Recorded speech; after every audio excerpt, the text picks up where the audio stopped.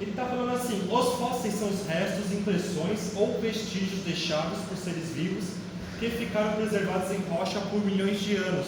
Vamos ver alguns exemplos disso? A gente tem fósseis de impressão, né, de vertebrados, de dinossauros também. Temos fósseis de invertebrados, como as libélulas. Temos fósseis de peixe.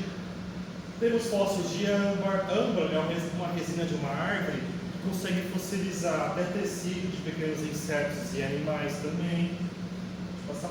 Temos fósseis de pegadas, seja das mais variadas, desde pequenos animais como dinossauros imensos, por exemplo.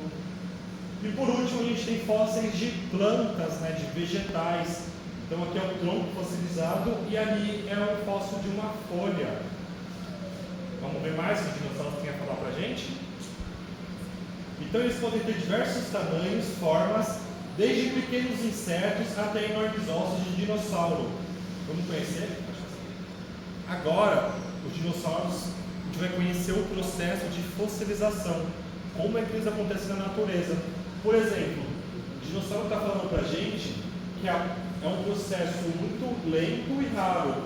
E apenas 1% de todas as espécies que já vivem no planeta possuem algum registro fóssil. É tão raro, mas tão raro, porque é muito difícil de encontrar os fósseis às vezes. Um exemplo muito bom para a gente é o Carnotauro. Esse primeiro dinossauro que tem aqui fora é um fóssil que a gente encontrou na Argentina. Então todos os dinossauros que a gente tem aqui, por exemplo, são réplicas. O Carnotauro é uma réplica desse dinossauro e a gente só encontrou um fóssil de verdade no mundo até hoje, que fica na Argentina.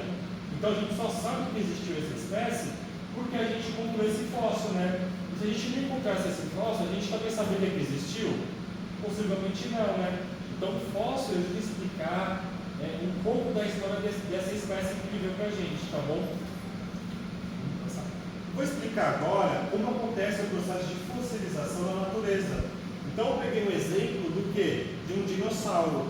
Então para esse animal, por exemplo, fossilizar, ele tem que morrer primeiro, né? Então vamos imaginar que esse dinossauro morreu, só que a gente fala, para ele fossilizar, ele tem que morrer em condições muito especiais.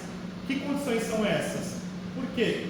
Se ele morreu, outros animais podem comer a carninha dele, né? Pode comer a carne, pode comer os ossos e com o tempo desaparecer com tudo dele.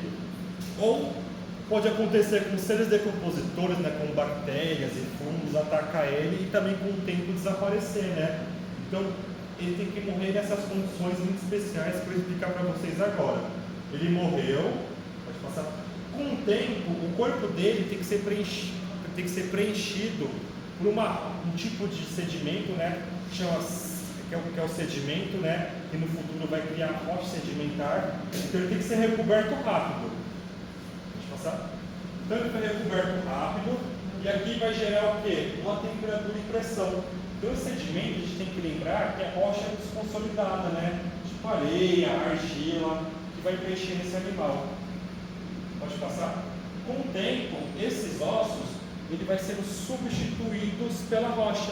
Então a rocha está se formando e vai ficando a impressão do fóssil na rocha. Por quê? Porque o osso é matéria orgânica, né? Então com o tempo mesmo vai se decompondo, né, esse osso.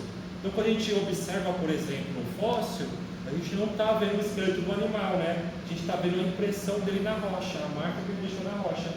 Até, por exemplo, a gente encontra ele na natureza, né? Através de escavações e tudo mais. Vamos ver outro exemplo mais rápido? Então a gente consegue ver que esse dinossauro ele morreu afogado, né? E esse barranco foi erodindo, né? Foi entrando em erosão. Então com o tempo, depois que ele morreu, teve um processo de preenchimento muito rápido desse sedimento em cima desse dinossauro, até ele ser completamente soterrado, né? Aí com o tempo também pode acontecer esse processo de fossilização. E tudo isso aliado ao quê? Ao tempo, né? Então o tempo ele é muito importante para a gente, né? Para a nossa experiência científica, mas ele é fundamental no processo de fossilização também. Eu coloquei uma imagem agora de um processo, né, de fossilização. Então os cientistas que procuram os dinossauros são os paleontólogos, né, que estudam os dinossauros. Por exemplo, o Carnotauro, um paleontólogo estudou ele. Então quem que vê essa uma espécie nova, sendo essa. Então ele tem que ter um conhecimento muito grande. E entre os conhecimentos é sobre o tipo de ambiente, é o tipo de rocha que ele está. Então, se eu sou paleontólogo, eu só sei que, por exemplo, eu posso encontrar os dinossauros ou qualquer tipo de fóssil no que a gente chama de bacia sedimentar. Então, possivelmente, eles estão procurando bem mais a fundo, né? Porque estão usando ferramentas muito pesadas. Aí, conforme vai achando fóssil, vai usando ferramentas muito mais leves, né? Para não destruir o material.